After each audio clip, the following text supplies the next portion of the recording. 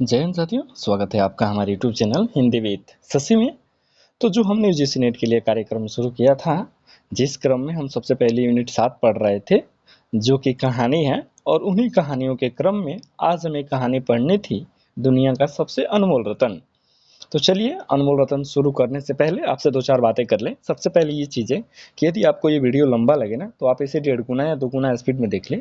दूसरी चीज़ ये है कि अगर मैं चाहता तो इसको टाइप कर सकता था, लेकिन नहीं, मुझे टाइप नहीं करनी। मुझे एक अलग लेवल से, अलग तरीके से आपको आपके पास अपने नोट्स को पहुंचाने हैं, इसीलिए मैं ऐसे अपने हाथ से लिख करके ही इसका सहारा लेता हूं। और तीसरी चीज़ ये है कि यदि आप शॉर्टकट अपनाते हैं सिलेक्शन के लिए, तो वो गलत प्रोसेस है, क्योंकि यूजीसी नेट शॉर्टकट नहीं खोजता है। उसको चाहिए कि आप उसके सिलेबस का डीपली अध्ययन करें, क्योंकि नेट नेट होता है, वो बड़ी लेवल के एग्जाम है, आपको प्रोफेसर बनना है।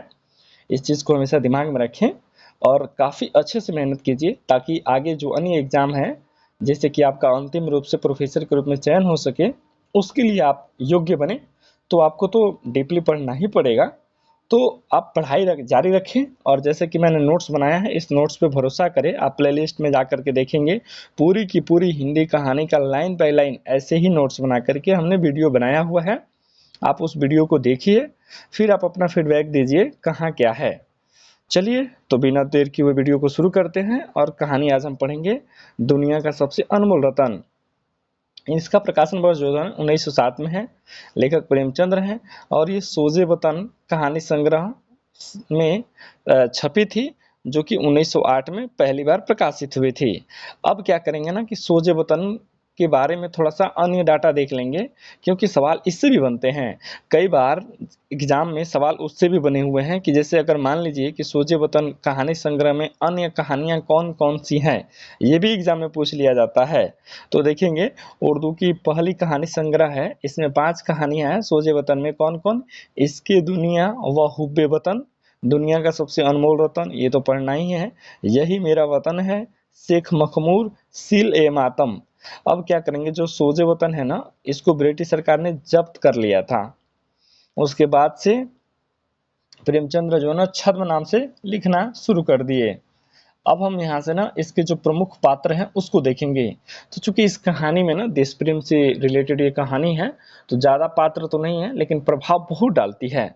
तो प्रेमचंद्र कहानी लिखने में इनको इतनी महारत हासिल थी, क्योंकि उसका एक नमूना ये कहानी भी है। आप जब ये कहानी पढ़ेंगे तो आपको लगेगा कि हाँ, क्या कौशल है। तो चलिए, एक दिल फरेब है, जो कि सौंदर्य की देवी है, कहानी की नायिका है, नायक से दुनिया के सबसे अनमोल रतन की मांग करती है। उसके बाद से दिल फिगार जो है ना, दिल फरेब का प्रेमी है, या कह लीजिए तो कहानी का नायक है। एक काला चोर है, कैदी है, जिसकी फांसी होने वाली है। एक बुजुर्ग है, जो दिल फिगार को पूर्व की ओर भेजता है। जैसे जब उसकी प्रेमिका मांगती है, तो वो कहता है कि अरे, जो तुम खोज रहे हो ना, वो इधर नहीं मिलेगा, पूर्व की तरह, यानी कि भारत में मिलेगा। उसके बाद एक है सिपाही, जो राजपूत सिपाही, जो देश के लिए मरता है, और नायक इसी के रक्त का कतरा ले जाता है। जिससे अंत में लेखक जिसे अंत में लेखक दुनिया का सबसे अनमोल रतन घोषित करता है। अब इसका एक और है, इसमें बी जो है युक्ति तथा उसका मृत पति। खैर, कथासार देख लेते हैं हम।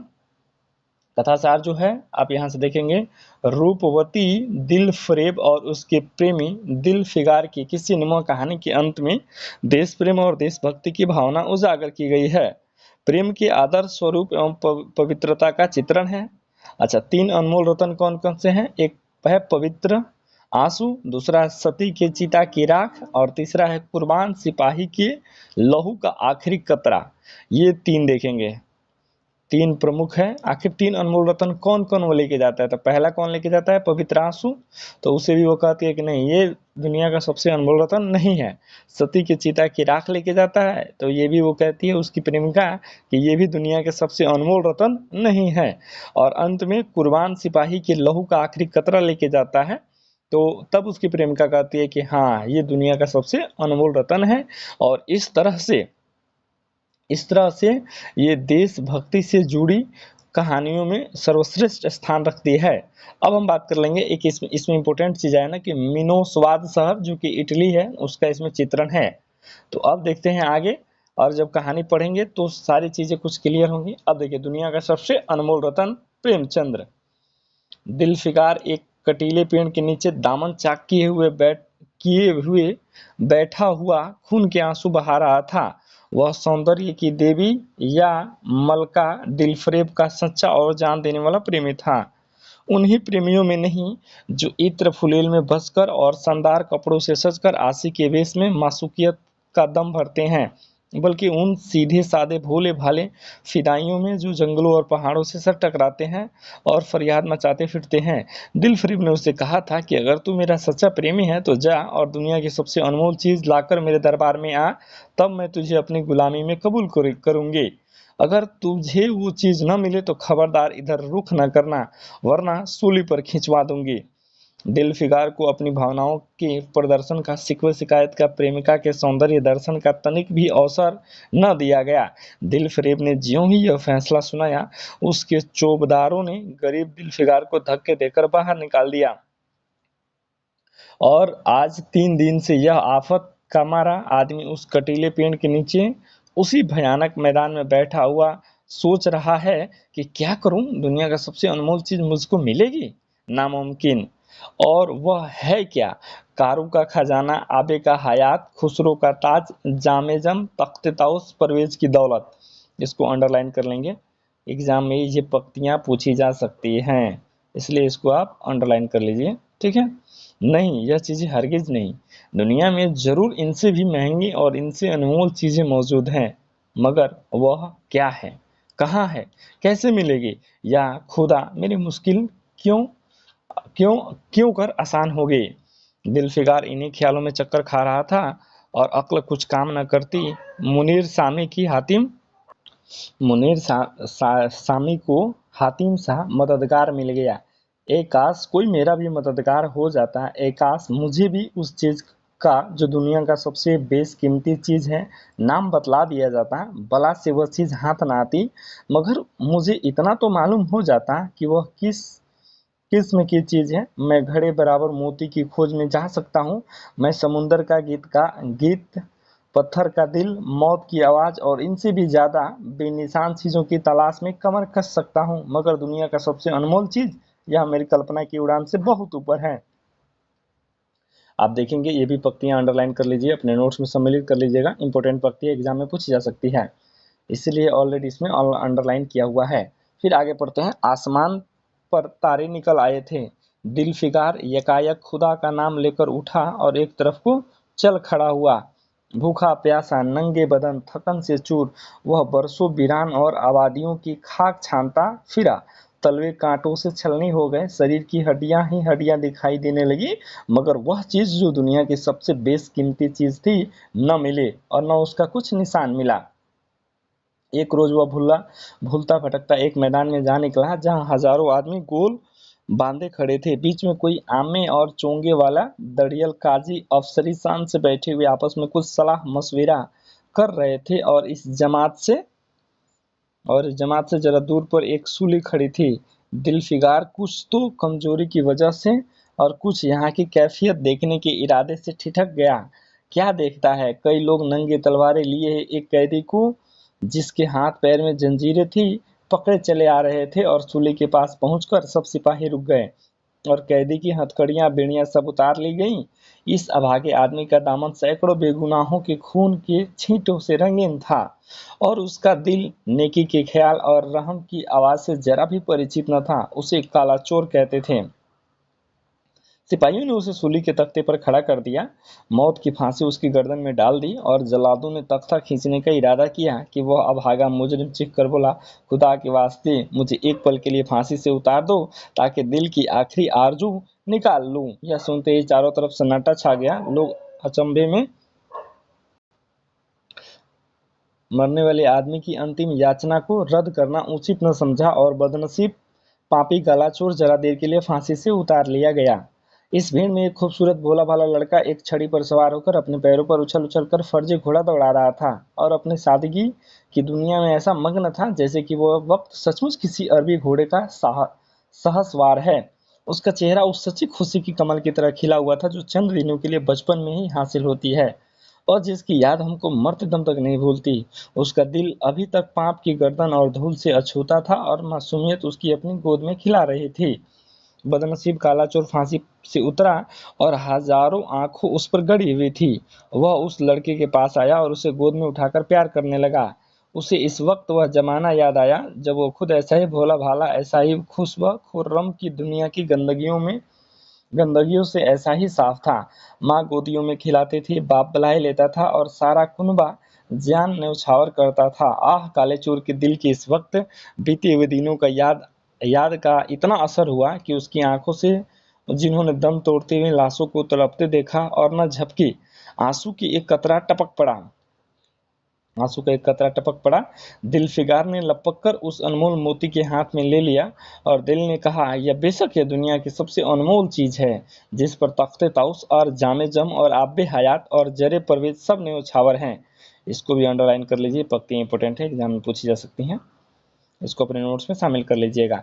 इस ख्याल से खुश होता, कामयाबी की उम्मीद से सरमत, दिलफिगार अपनी मासूका दिलफरेब के शहर मिनोसवाद को चला। मिनोसवाद बोल रहे थे ना, ऊपर मैंने चर्चा किया था कि इसका देखने को मिलता है, यह शब्द या इसका प्रयोग किया गया है। मगर ज्यों-ज्यों मंजिलें तय होती जाती थी, उसका दिल बैठ जाता था कि कहीं उस चीज की जिसे मैं दुनिया की सबसे बेशकीमती चीज समझता हूँ, दिलफरेब की आंखों में कद्र न हुई तो मैं फांसी पर चढ़ा दिया जाऊंगा और इस दुनिया से नामुराद जाऊंगा। लेकिन जो हो सो हो, अब तो किस्मत आजमाई है। आखिरकार पहाड़ और दरिया तय करते हुए मिनोसवाद आ पहुंचा और दिलफरेब की ड्योढ़ी पर जाकर विनती की। थकान से टूटा हुआ दिलफिगार खुदा के फजल से हुक्म की तामील करके आया है और आपके कदम चूमना चाहता है। दिलफरेब ने फौरन अपने सामने बुला भेजा और एक सुनहरे पर्दे की ओट से फरमाइश की कि वो अनमोल चीज पेश करो। दिलफिगार ने आशा और भय की एक विचित्र मनोस्थिति में वह बूंद पेश की और उसकी सारी कैफियत बहुत पुरअसर लफ्जों में बयान की। दिलफरेब ने पूरी कहानी बहुत गौर से सुनी और वह भेंट हाथ में लेकर जरा देर तक गौर करने के बाद बोली, दिलफिगार, बेशक तूने दुनिया की सबसे बेशकीमती चीज ढूंढ निकाली। तेरी हिम्मत और तेरी सूझबूझ की दाद देती हूँ, मगर यह दुनिया की सबसे बेशकीमती चीज नहीं है। इसलिए तू यहाँ से जा और फिर कोशिश कर, शायद तेरे हाथ वह मोती लगे और तेरी किस्मत में मेरी गुलामी लिखी हो। जैसा कि मैं पहले ही बतला दिया था, मुझे फांसी पर चढ़वा सकती हूँ, मगर तेरी जान बख्शी करती हूँ, इसलिए कि वो तुझमें गुण मौजूद हैं जो मैं अपने प्रेमी में देखना चाहती हूँ, और मुझे यकीन है कि तू जरूर कभी न कभी कामयाब होगा। नाकाम और नामुराद दिलफिगार की इस मासूकाना इनायत से जरा दिलीर होकर बोला, ए दिल की रानी, बड़ी मुद्दत के बाद तेरी ड्योढ़ी पर सजदा करना नसीब होता है। फिर खुदा जाने ऐसे दिन कब आएंगे। क्या तू अपने जान देने वाले आशिक के बुरे हाल पर तरस न खाएगी, और क्या अपने रूप की एक झलक दिखलाकर इस जलते हुए दिलफिगार को आने वाली सख्तियों को झेलने की ताकत न देगी। तेरी एक मस्त निगाह के नशे से चूर होकर मैं वह कर सकता हूँ जो आज तक किसी से न बन पड़ा हो। दिलफरेब आशिक की यह चाव भरी बातें सुनकर गुस्सा हो गई और हुक्म दिया कि इस दीवाने को खड़े खड़े दरबार से निकाल दो। चौबदार ने फौरन गरीब दिलफिगार को धक्के देकर यार की कुंज से बाहर निकाल दिया। कुछ देर तक दिलफिगार अपनी निष्ठुर प्रेमिका की इस कठोरता पर आंसू बहाता रहा और सोचने लगा कि वहां जाऊं। मुद्दतों रास्ते नापने और जंगलों में भटकने के बाद आंसू की यह बूंद मिली थी। अब ऐसी कौन सी चीज है जिसकी कीमत इस आबदार मोती से ज्यादा हो। हजरत खिज्र, तुमने सिकंदर को आब हयात के कुएं का रास्ता दिखाया था, क्या मेरी बाह न पकड़ोगे।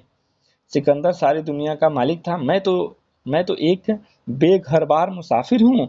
तुमने कितनी ही डूबती किश्तियों किनारे लगाई हैं, मुझ गरीब का बेड़ा भी पार करो। ए अली मुकाम जिब्रील, कुछ तुम ही इस नीम जान दुखी आशिक पर तरस खाओ।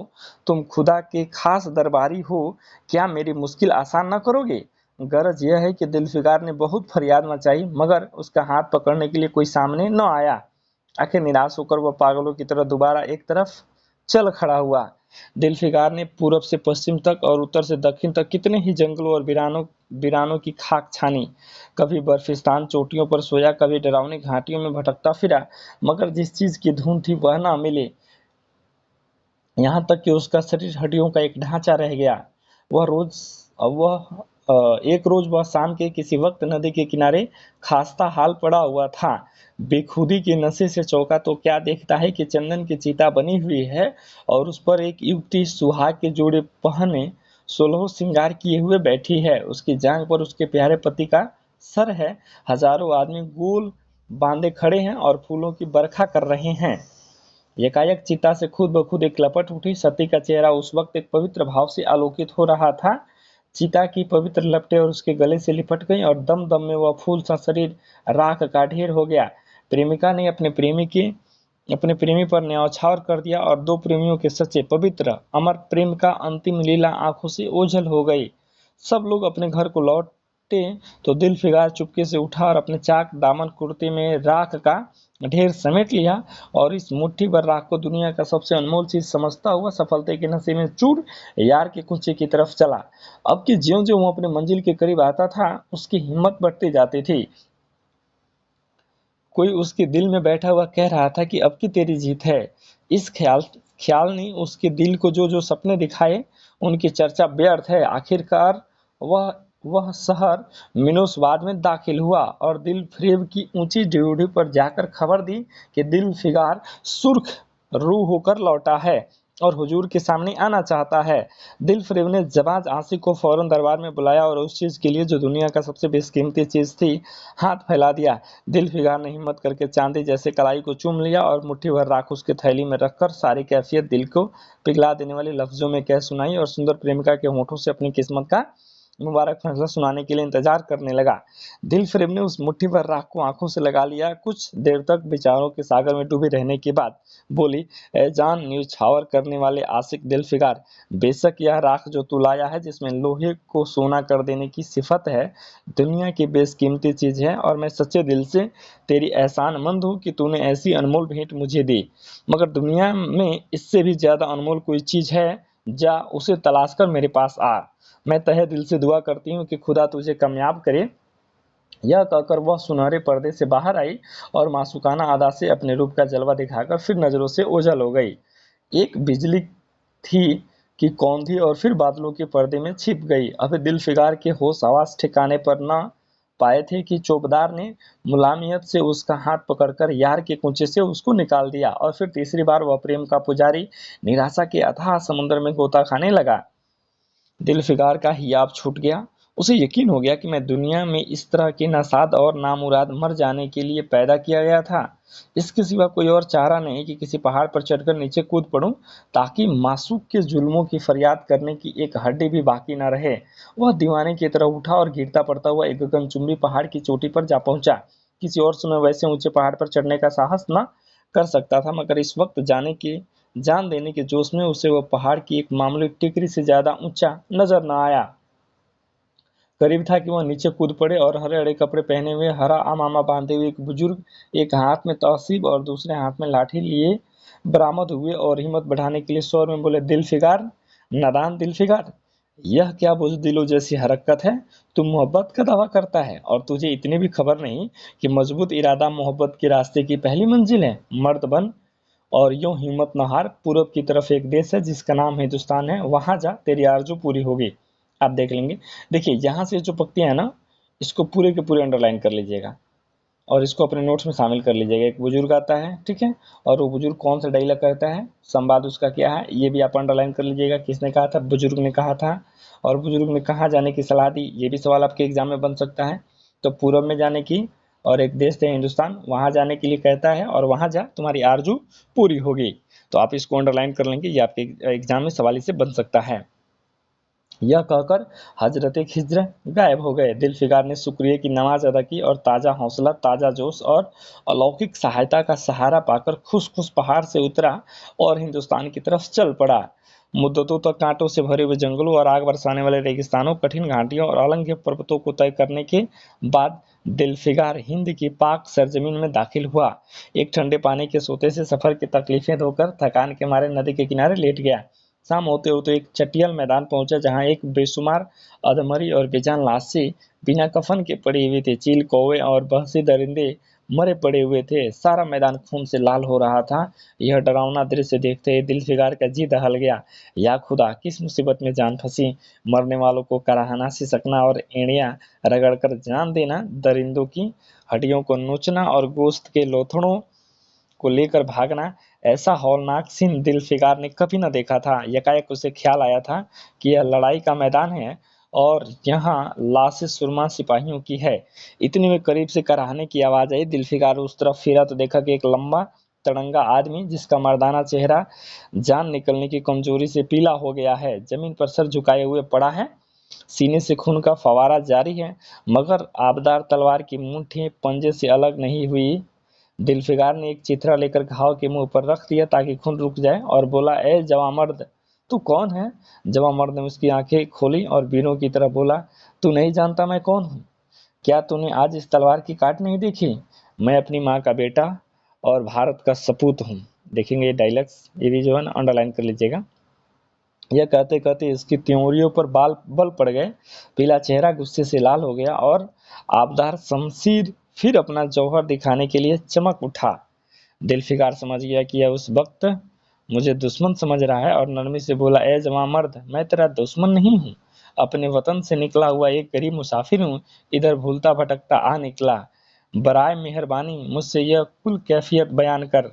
यह सुनते ही घायल सिपाही बहुत मीठे स्वर में बोला, अगर तू मुसाफिर है तो मेरे खून से तर पहलू में बैठ जा, क्योंकि यही 2 अंगुल जमीन है जो मेरे पास बाकी रह गई है और जो सिवाय मौत के कोई नहीं छीन सकता। अफसोस है कि तू यहाँ ऐसे वक्त में आया जब हम तेरा आतिथ्य सत्कार करने के योग्य नहीं। हमारे बाप दादाओं का देश आज हमारे हाथ से निकल गया है और इस वक्त हम बेवतन हैं। मगर पहलू बदलकर हमने हमलावर दुश्मन को बता दिया कि राजपूत अपने देश के लिए कैसी बहादुरी से जान देता है। यह आसपास जो लाशें तू देख रहा है ना, यह उन लोगों की हैं जो इस तलवार के घाट उतरे हैं। मुस्कुराकर और गोया कि मैं बेवतन हूँ, मगर गनीमत है कि दुश्मन की जमीन पर मर रहा हूँ।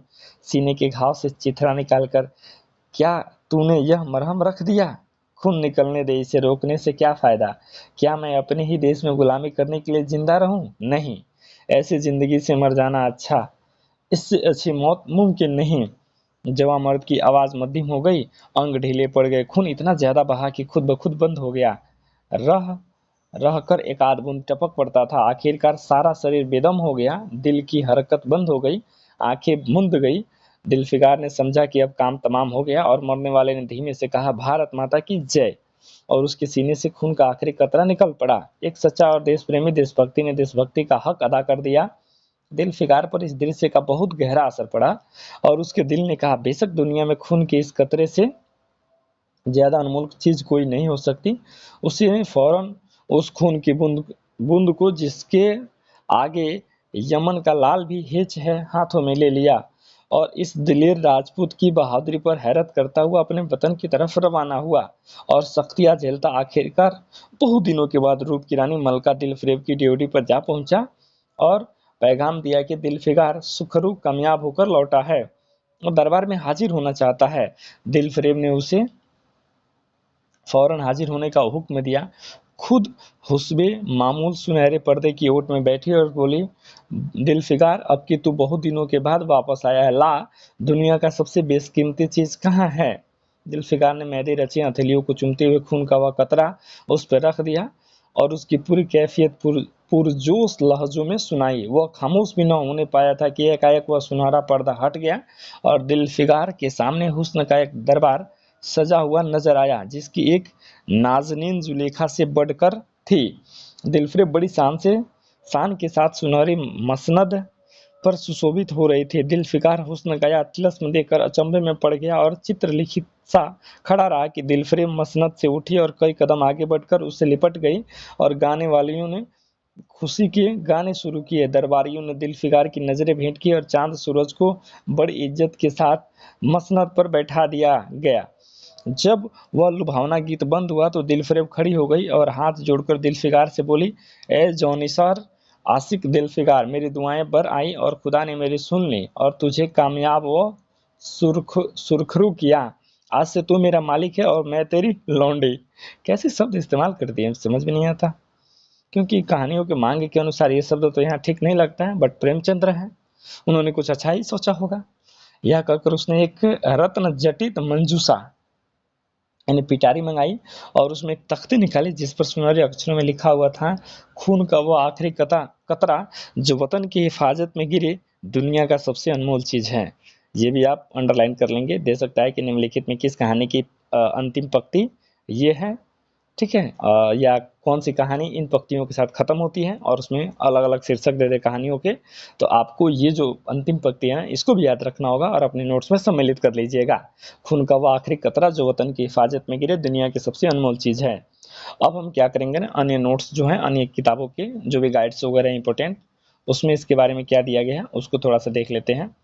तो ये सारा चीज हमने ऊपर चर्चा में कर दिया था, और चर्चा करूं या ना करूं आप थोड़ा सा देख लीजिएगा। प्रेम के आदर्श स्वरूप एवं पवित्रता का चित्रण, 3 अनमोल रत्न कौन कौन से थे, पवित्र आंसू, सती के चिता की राख, देश की सेवा में कुर्बान सिपाही के खून का आखिरी कतरा, मिनोस्वाद शहर इटली का चित्रण है, जबकि कहानी में 2 या 3 जगह उसका नाम आया है। जब जब लौट के जा रहा तब तब उसका नाम आया है। दिल फरेब देखेंगे, दिल फिगार, काला चोर, बुजुर्ग आदमी, सिपाही, युक्ति का मृत पति।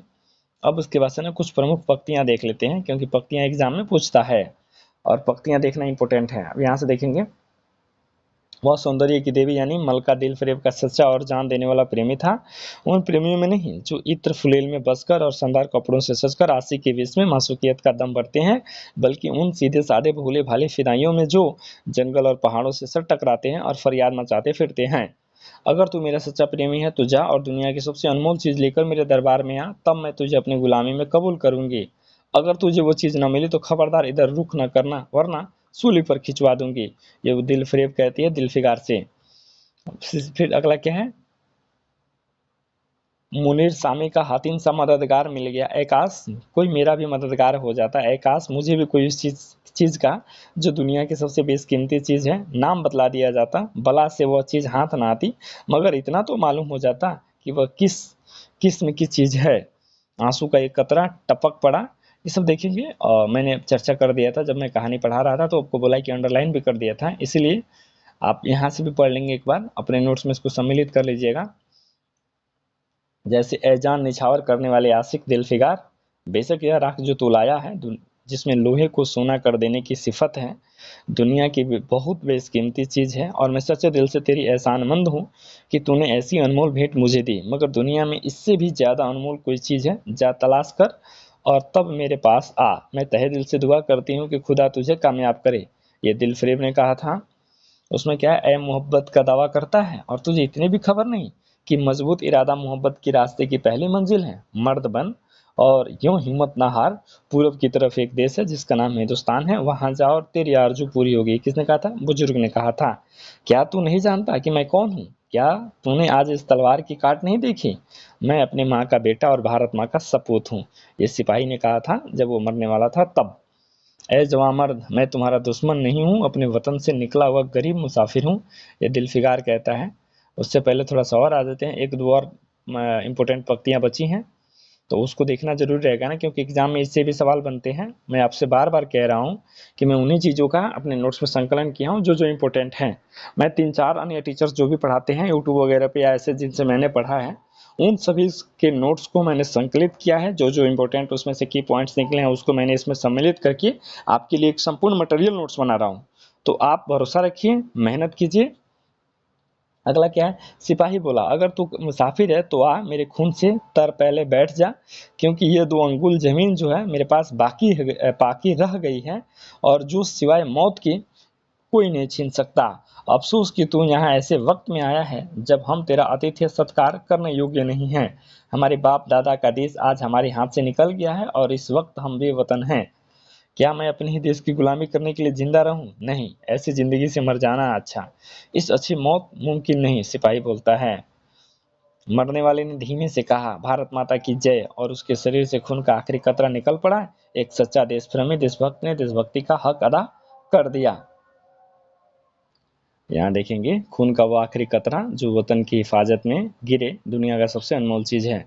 और ये अंतिम पंक्ति थी जो कि इंपोर्टेंट थी। अब क्या करेंगे, जो मैंने प्लेलिस्ट बनाया है कहानियों के लिए। उसमें आप देखेंगे कि लाइन बाय लाइन सभी कहानियाँ, चंद्रदेव से मेरी बातें, दुलाई वाली एक टोकरी भर मीठी, कानों में कंगना, राजा निर्बंसियाँ, पिता, परिंदे, अमृतसर आ गया, चीफ की दावत, सिक्का बदल गया, इंस्पेक्टर माता दिन चांद पे, मारे गए गुलफाम उर्फ तीसरी कसम, लाल पान की बेगम, कोसी का कटवार,